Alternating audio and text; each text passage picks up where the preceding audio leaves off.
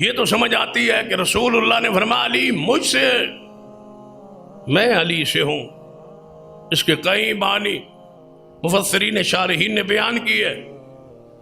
جو معنی مجھے سب سے زیادہ پیارا لگا ہے اور بالکل آسان بھی ہے اور سمجھنے والا بھی ہے کہ علی مجھ سے ہے، میں علی سے ہوں کا معنی یہ ہے کہ میرا بیٹا نہیں ہے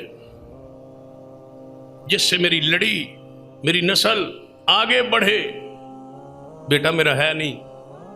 علی، میں علی سے ہوں کہ علی پاک کی نسل سے محمد کی نسل آگے بڑھے گی۔